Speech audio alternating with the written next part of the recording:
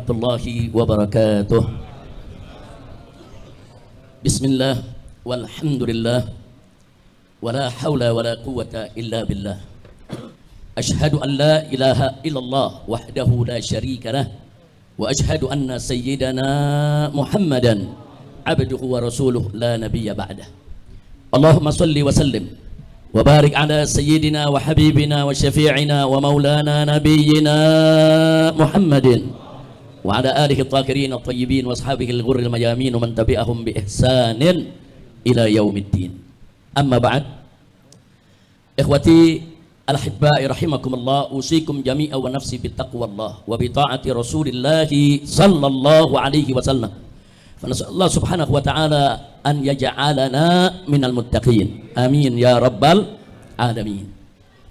Alhamdulillah, sebagaimana tadi disampaikan oleh Habib Ali bin Abu Bakar Al-Attas selaku moderator daripada seminar ini, pembawa acara seminar. Saudara, sebentar lagi akan kita mulai seminar tentang kelahiran Pancasila sebagai bagian daripada wawasan Pancasila. Namun demikian, sebelum acara ini kita buka, saya perlu terlebih dahulu pertama menyampaikan terima kasih kepada semua yang hadir di sini. Pada hari ini pengajian kita ini bukan hanya majelis taklim bulanan, tapi sekaligus merupakan acara akikah, yaitu saya punya putra, anak saya yang ke-8. Kali ini Allah berikan seorang putra yang kami beri nama Abdullah. Jadi nama yang kami berikan adalah Abdullah. Nah, kemudian yang perlu kita sampaikan, hari ini acara akikahnya, cukur rambutnya, pemberian namanya, dan kemarin hari Selasa dilahirkan, hari Kamis alhamdulillah sudah kami hitankan. Jadi saya punya putra Abdullah sudah dihitankan sejak hari Kamis yang lalu. Nah, jadi alhamdulillah semua kita berusaha untuk menjalankan sesuai daripada ajaran Nabi kita Muhammad sallallahu alaihi wasallam. Nah, tolong didoakan agar anak ini panjang umur dalam taat dan ibadah, dalam sehat walafiat, menjadi anak yang soleh. Nah, begitu juga pada kesempatan ini kita akikah, saya punya cucu. Saya punya cucu yaitu Syarifah Sidah binti Husain As-Segaf yang tadi dibawa langsung digendong oleh kakeknya. Nah, ayahnya baru kemarin di wisuda di Universitas Al-Ahqaf 2 hari lalu. 2 hari yang lalu alhamdulillah sudah lulus di wisuda di Ahqaf, dan insya Allah setelah haji nanti baru pulang.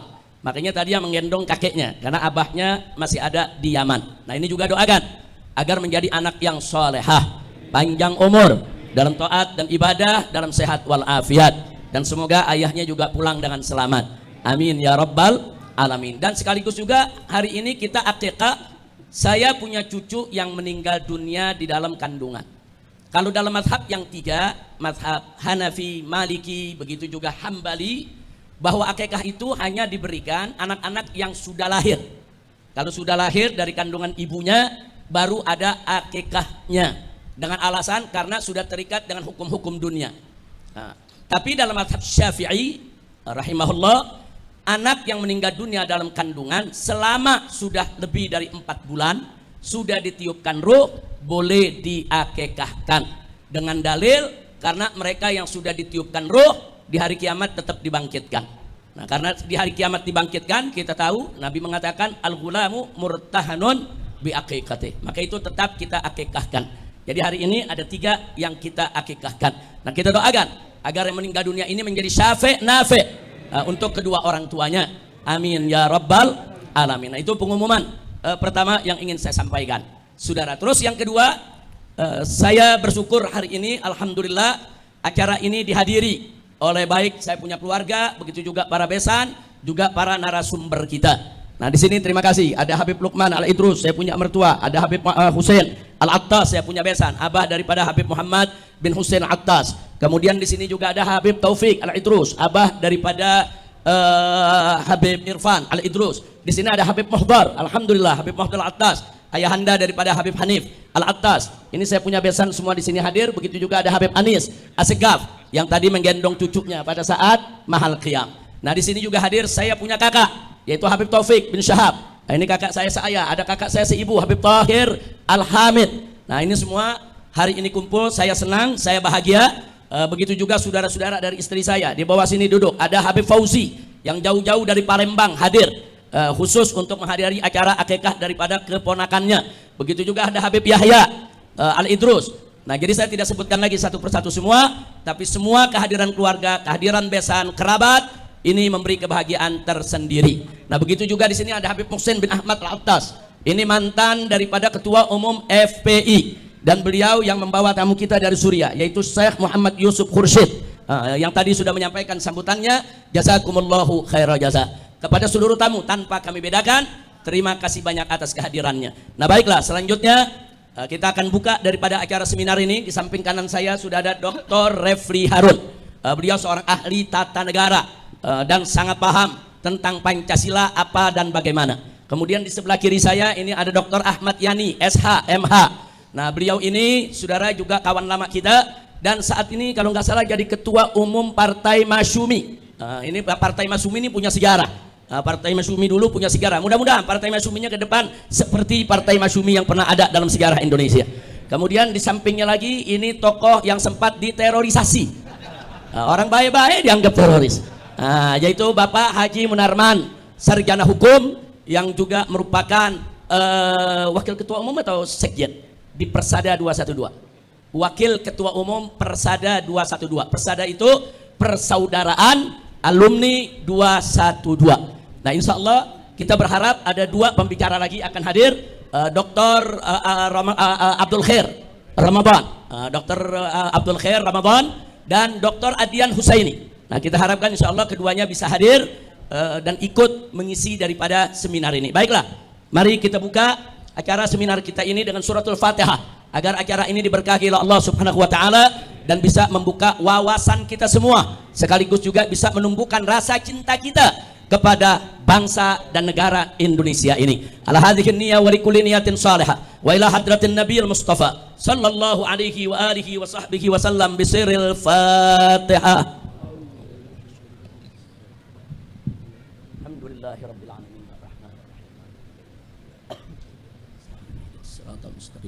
Siratal ladzina an'amta 'alaihim ghairil maghdubi 'alaihim waladdallin.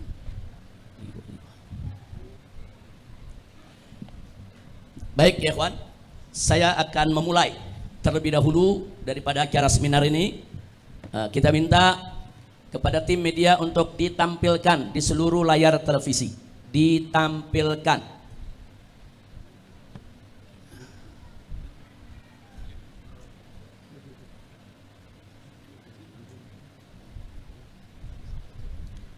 Bismillahirrahmanirrahim. Alhamdulillahirabbil alamin wassalatu wassalamu ala sayyidil mursalin wa ala alihi wa sahbihi ajma'in. Pada kesempatan ini saya akan memulai sedikit sebelum kita berbincang tentang hari kelahiran Pancasila. Maka ada yang ingin saya ingatkan secara singkat, yaitu tentang kelahiran Pancasila. Yaitu berawal dari sidang Badan Penyelidik Usaha Persiapan Kemerdekaan Indonesia yang disingkat BPUPKI yang berlangsung dari tanggal 29 Mei sampai dengan 1 Juni 1945,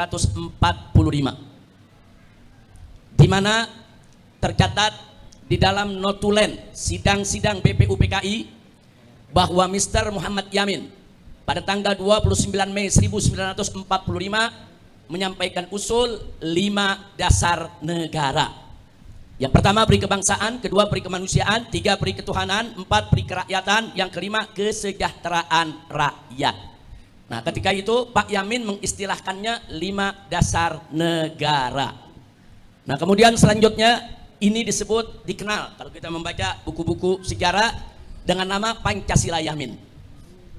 Kemudian pada tanggal 31 Mei 1945 Mr. Supomo, salah satu daripada anggota BPUPKI, juga menyampaikan pidatonya dan mengusulkan agar dasar negara Indonesia yaitu Pancadharma. Nah, beliau nggak menggunakan istilah Pancasila, tapi menggunakan istilah Pancadharma. 5 dasar negara, yaitu persatuan, kekeluargaan, keimbangan lahir dan batin, kemudian musyawarah, dan terakhir keadilan rakyat. Ini yang disebut Pancasila Supomo. Kemudian yang berikutnya, Mr. Soekarno menyampaikan pidatonya pada tanggal 1 Juni 1945. Nah, beliau pada saat itu mengusulkan 5 dasar negara dan memberikan istilah Pancasila yang susunannya sebagai berikut. Sila pertama, kebangsaan Indonesia. Yang kedua, internasionalisme atau perikemanusiaan. Yang ketiga, mufakat atau demokrasi. Yang keempat, kesejahteraan sosial. Yang kelima, ketuhanan. Inilah yang disebut Pancasila Soekarno. Nah, jadi di sini perlu kita berikan catatan bahwa ketiga rumusan Pancasila tersebut yang barusan sudah kita sebutkan merupakan wacana, merupakan usulan dari peserta sidang BPUPKI dan belum menjadi putusan resmi BPUPKI. Nah, ini sebagai catatan. Ya, ini sudah dilontarkan sebagai usulan, sebagai wacana dalam forum resmi sidang-sidang BPUPKI, tapi belum menjadi keputusan resmi BPUPKI. Baik, sebagai info, semua pidato para peserta sidang BPUPKI lengkap dengan durasinya, berapa menit mereka itu bicara, tersimpan rapih dalam satu dokumen yang disebut Pringgodikdo Arsip, yaitu sebuah dokumen notulen sidang BPUPKI yang semula ada di Belanda, lalu dipindah dan disimpan di Puro Mangkunegara, Surakarta, dan kini ada di Gedung Arsip Nasional. Nah, jadi seharusnya di Pringgodikdo Arsip ini seluruh pidato dari kelompok manapun, dari pihak manapun seharusnya tercatat, tersimpan, karena ini merupakan catatan notulen sidang. Tapi muncul pertanyaan, apakah usulan rumusan dasar negara Indonesia dari para tokoh Islam non sekuler juga tercatat dalam Pringgodikdo Arsip? Saya belum bisa jawab sampai saat ini. Kenapa? Karena selama ini saudara muncul lagi pertanyaan, kenapa tidak pernah diceritakan dalam buku-buku sejarah? Karena dalam buku-buku sejarah yang selalu ditampilkan yang 3 tadi itu. Nah, yang pendapat Pak Yamin, Pak Supomo, Pak Karno itu yang ditampilkan. Lalu bagaimana pidato-pidatonya para kiai, para ulama, para tokoh-tokoh Islam? Sampai saat ini saya belum pernah mendapatkan datanya. Infonya ada di Pringgodikdo Arsip, ada di gedung Saudara Arsip Nasional. Saya pikir ini tantangan buat anak-anak muda kita, untuk mahasiswa kita ke depan, kalau ada yang ingin membuat apakah itu skripsi, apakah itu tesis, apakah itu disertasi, untuk terus menelusuri di mana notulen catatan-catatan yang ulama-ulama kita bicara di BPUPKI.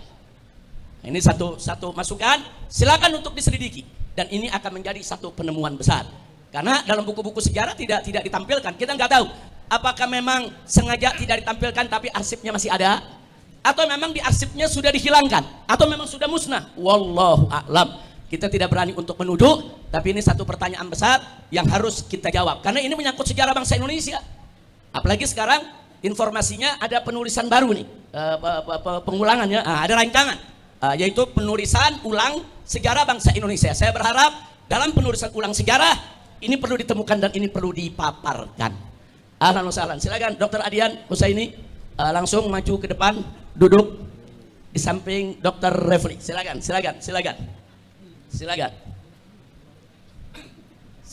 Dr. Adian. Ahlan wa sahlan. Ya marhaba. Di sini ada Kiai Haji Maulana Kamal Yusuf. Ya ahlan wa sahlan Kiai. Saya nggak lihat beliau datang, tahu-tahu udah di belakang.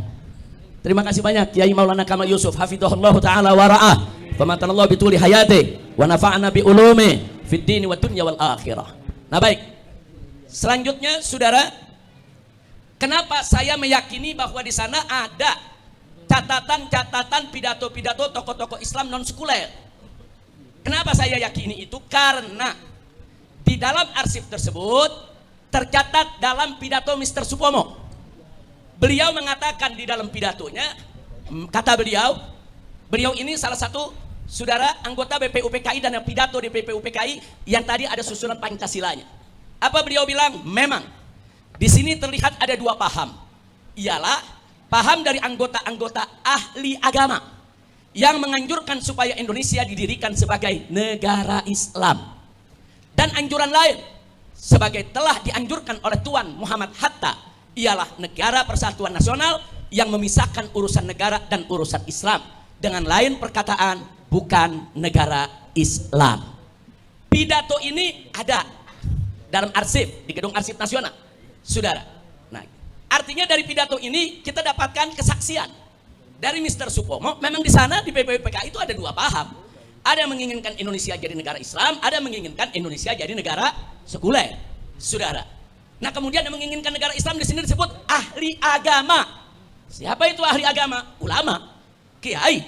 Nah, memang di BPUPKI itu banyak ulama. Ada Kiai Haji Wahid Hashim dari NU, ada Kiai Haji Abdul Kahar Mudakir dari Muhammadiyah, ada Kiai Haji Agus Salim dari Sarekat Islam, saudara, dan lain-lain. Nah, artinya ada kesaksian dari seorang tokoh yang masuk dalam kelompok sekuler nasionalis bahwa di sana ada pendapat, ada usulan dari tokoh ahli agama. Nah, sekarang kita bertanya, di mana pidato mereka? Di mana catatannya pidato mereka? Di mana usulan-usulan mereka? Semoga pidato itu masih ada, masih tersimpan, hanya belum dipublikasikan. Jangan sampai pidato itu sengaja disembunyikan, apalagi sengaja dihilangkan. Na'udzubillah min dzalik. Nah, singkat cerita, dengan kesaksian Mr. Supomo ini kita bisa lihat petanya di sidang BPUPKI yang pertama tanggal 29 Mei sampai dengan 1 Juni 1945. Nah, di mana di situ kita bisa lihat petanya ada kelompok Islam nasionalis, ada kelompok sekuler nasionalis. Kelompok sekuler nasionalis kalau bicara agama, mayoritas mereka beragama Islam. Saudara, kelompok sekuler nasionalis kalau bicara agama, mereka agama Islam. Tapi yang saya maksudkan di sini adalah ideologi politiknya.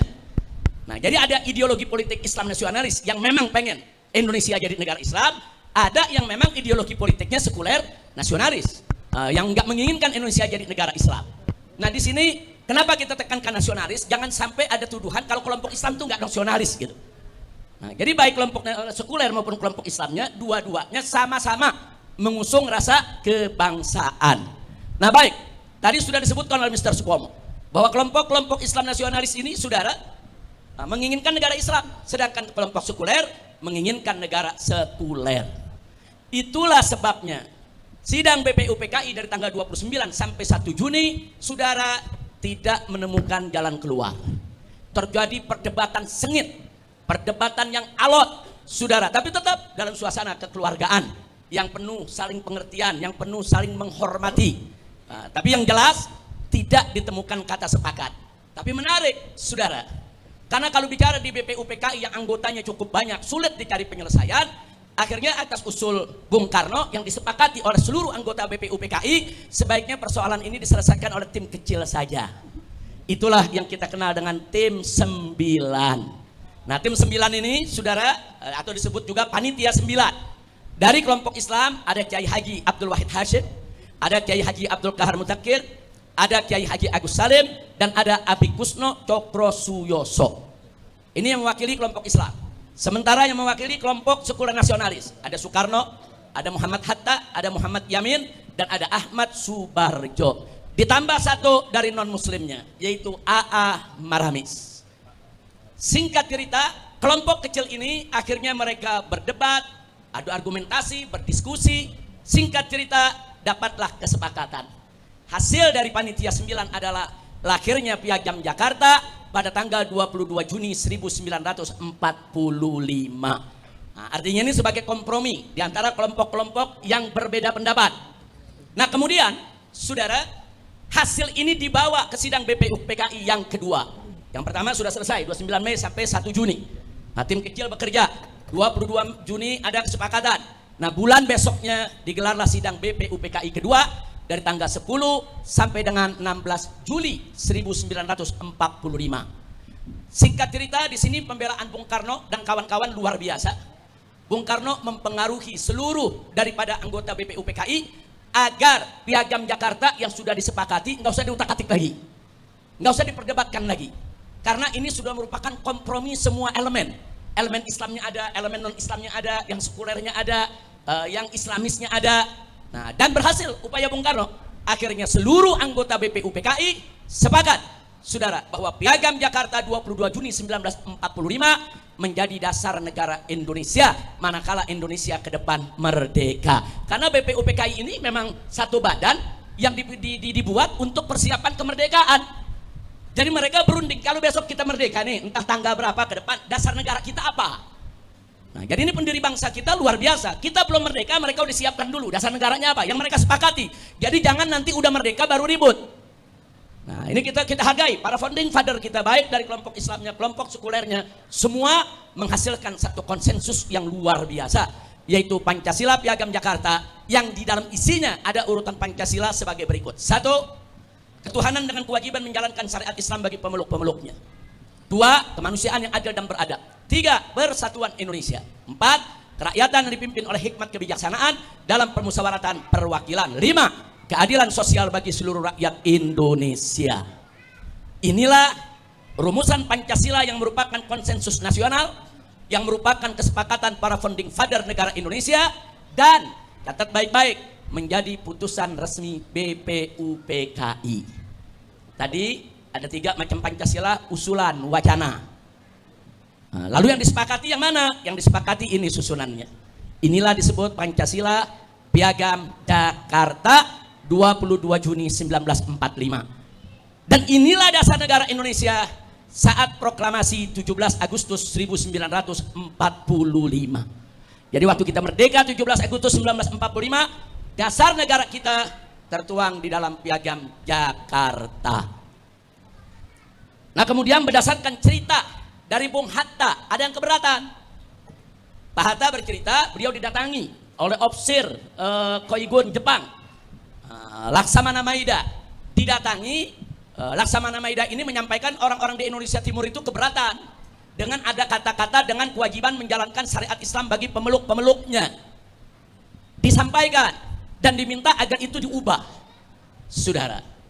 Artinya apa? Kalau Jepang minta itu diubah, ternyata memang sampai tanggal 17 Agustus bunyinya masih begini, belum diubah. Inilah dasar negara kita ketika kita merdeka.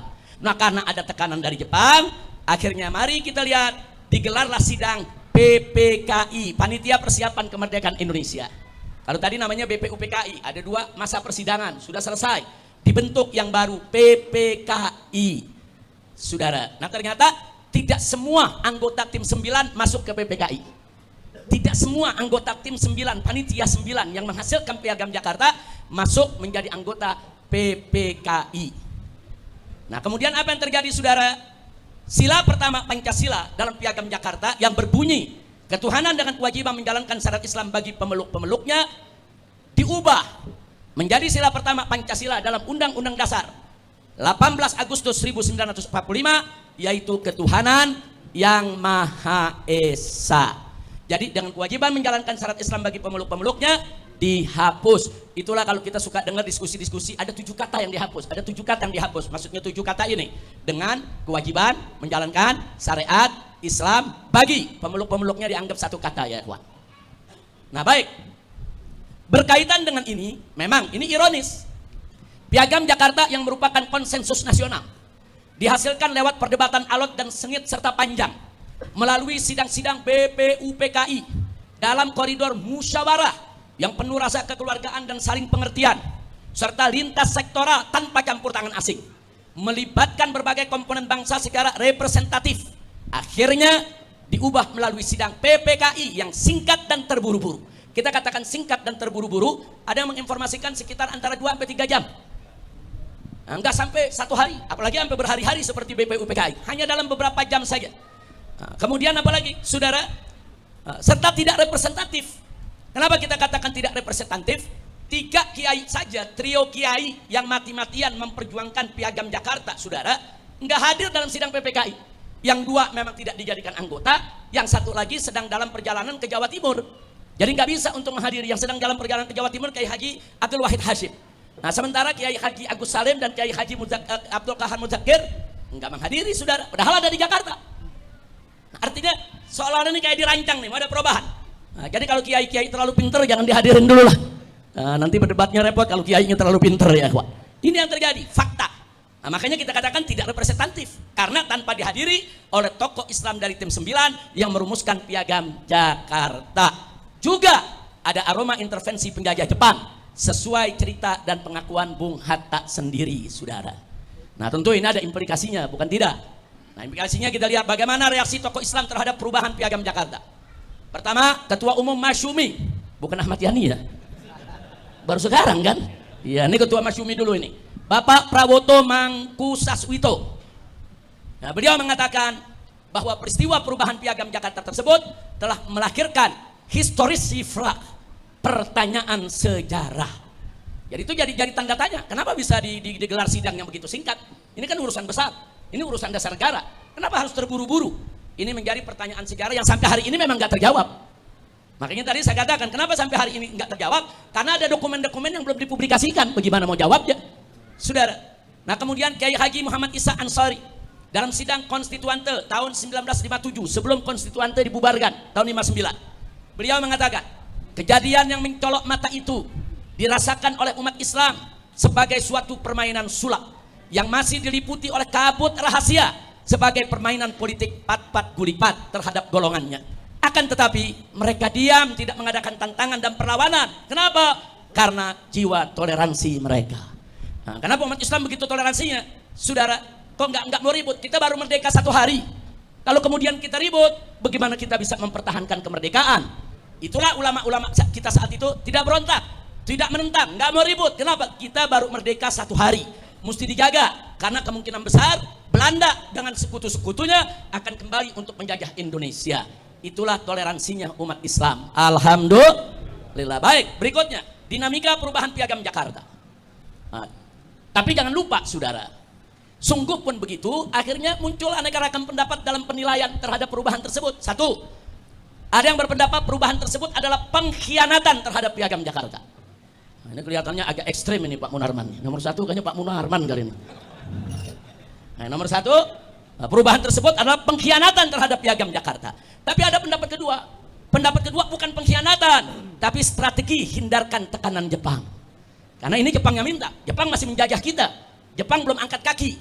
Nah, jadi untuk hindarkan tekanan Jepang, saudara, maka diakomodir keinginan Jepang tersebut. Nah, tapi ada pendapat ketiga, terlepas dari mana yang benar nomor 1 atau 2, tapi ada hikmah ilahiyah yang ketiga. Yaitu dari sila syariat berubah jadi sila tauhid. Dengan kewajiban menjalankan syariat Islam. Ini sila syariat. Dihapus. Diganti jadi ketuhanan yang Maha Esa. Tauhid bukan itu? Tauhid. Jadi umat Islam mau dikadarin? Nggak bisa. Wa yamkuruna wa yamkurullah wallahu khairul makir. Umat Islam mau dibohongin? Nggak bisa. Allah tolong. Hilang syariat, datang tauhid. Lebih kenceng lagi tauhid. Nah, kira-kira jelas tidak? Baik. Nah, kemudian berikutnya. Dari sila syariat jadi sila tauhid, saudara. Karenanya Kiai Haji Muhammad Isa Ansori dalam catatan putranya, yaitu Haji Endang Saifuddin Ansori, pernah mengatakan bahwa satu-satunya alternatif bagi penyokong Pancasila ialah merelakan Pancasila dalam asuhan dan rawatan Islam. Nggak bisa, saudara. Pancasila dirawat oleh pihak lain nggak bisa, karena Pancasila itu lahir dari rahim Islam, harus dirawat dengan cara Islam. Yang berikutnya juga beliau mengatakan bahwa Pancasila mesti hidup dengan teman-temannya sila yang lain. 1001 sila yang tersebar dalam lembaran dan ajaran Islam. Nah, jadi ini kita bicara Pancasila dalam Islam, bukan Pancasila lagi, ada 1001 sila. Saudara, ada 5 sila dari ajaran Islam diambil sebagai dasar negara. Alhamdulillah, kita bersyukur. Walaupun kalau kita bicara jujur, di dalam Islam ada 1001 sila, ya ikhwan. Alhamdulillah. Kemudian yang berikutnya beliau mengatakan, bila Pancasila tidak dijaga dengan cara seperti ini, maka akan ditelan oleh imperialisme dan komunisme. Dan ini terbukti. Begitu Pancasila dirawat oleh seorang Bung Karno yang mengagumi Marxisme, saudara, akhirnya Partai Komunis Indonesia diizinkan hidup di bawah payung Pancasila. Nah, padahal kalau kita bicara Pancasila, nggak boleh PKI ada di bawahnya, saudara. Nah, kenapa bisa terjadi? Karena Pancasila tidak dirawat dengan rawatan Islam. Baik, Profesor Hazairin, sarjana hukum, dalam buku Piagam Jakarta, Demokrasi Pancasila, beliau mengatakan, dari manakah datangnya sebutan ketuhanan yang Maha Esa itu?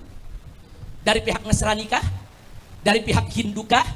Atau dari pihak Timur Asing kah? Yang ikut bermusyawarah dalam panitia yang bertugas menyusun Undang-Undang Dasar 45 itu? Tidak mungkin, kata beliau.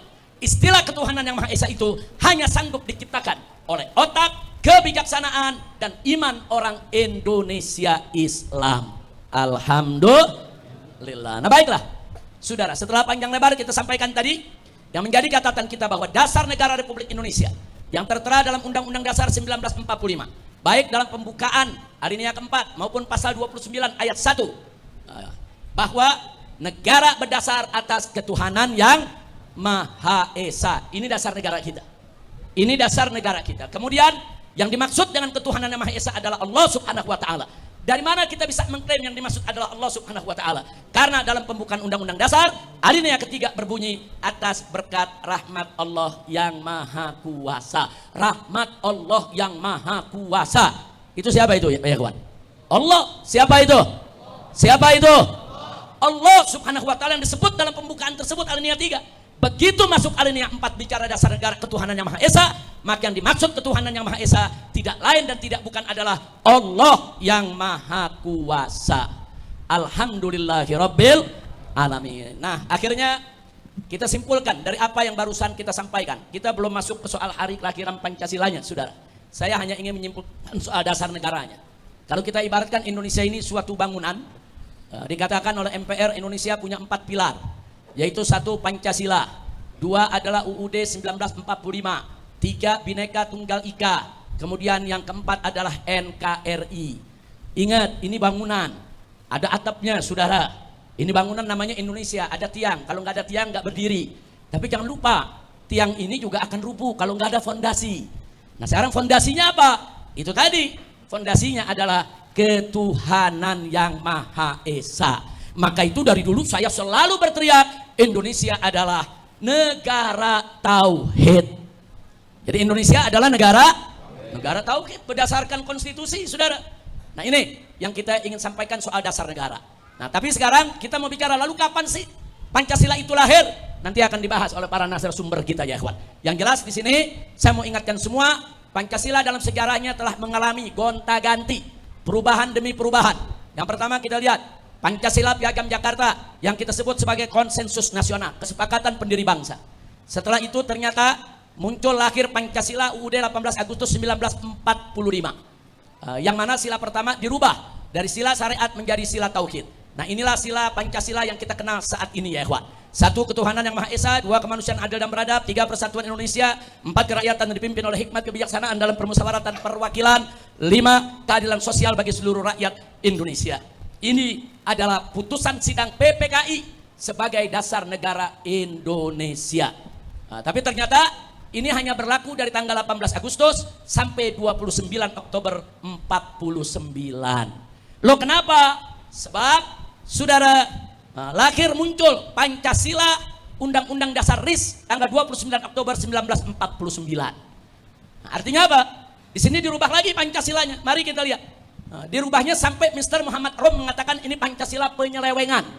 Yang bunyinya kita lihat, 1 ketuhanan yang Maha Esa, 2 perikemanusiaan, 3 kebangsaan, 4 kerakyatan, 5 keadilan sosial. Jadi Pancasila berubah nih. Pancasila yang kita kenal sekarang ada ketuhanan yang Maha Esa, bla bla bla bla bla, hilang, tidak lagi jadi dasar negara. Begitu kita jadi Republik Indonesia Serikat, ini Pancasila kita. Kemudian berganti lagi Pancasila Undang-Undang Dasar sementara 20 Juli 1950. Saudara, isinya sama dengan Pancasila RIS yang tahun 49, Saudara. Nah, di sini Profesor Hazairin SH mengatakan ini Pancasila palsu. Kira-kira jelas tidak? Jadi 1 ada Pancasila Piagam Jakarta, 2 ada Pancasila Undang-Undang Dasar 18 Agustus. 3 dan 4 ini disebut oleh Mr. Muhammad Rum Pancasila penyelewengan, oleh Profesor Hazairin disebut Pancasila palsu. Penutupnya akhirnya yang kelima, Saudara, muncullah Pancasila dalam dekret Presiden 5 Juli tahun 1959 yang intinya memberlakukan kembali Pancasila Undang-Undang Dasar 18 Agustus 1945, tapi dengan catatan dijiwai Piagam Jakarta 22 Juni 1945. Sejak dekret inilah Pancasila yang 18 Agustus berlaku kembali sampai hari ini. Berlaku kembali sampai hari ini.